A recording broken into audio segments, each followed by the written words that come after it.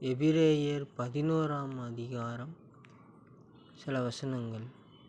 நம்பிக்கை என்பது நாம் எதிர்நோக்கியிருப்பவை கிடைக்கும் என்னும் உறுதி, கண்ணுக்கு புலப்படாதவை பற்றிய ஐயமற்ற நிலை. இந்த நம்பிக்கையால்தான் நம் மூதாதையர் நற்சான்று பெற்றனர். இங்கு கவனிக்கும் பொழுது நமக்கு கிடைக்கும் என்று நாம் எதிர்பார்ப்பது பற்றிய நினைவுதான் நம்பிக்கை என்று சொல்லப்பட்டிருக்கிறது.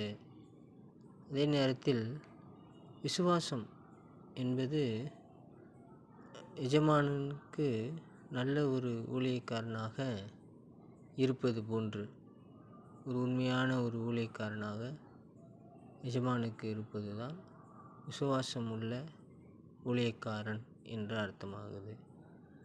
அதுபோன்று பெற்றோருக்கு பிள்ளைகள் விசுவாசமாக இருப்பது, ஆசிரியருக்கு மாணவர்கள் விசுவாசமாக இருப்பது, அதுபோன்று உண்மையான ஒரு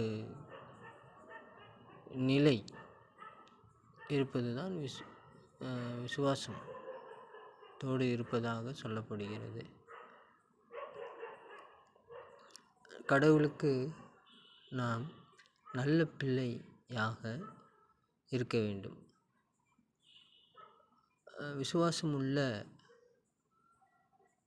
ஒரு பிள்ளையாக இருக்க வேண்டும்.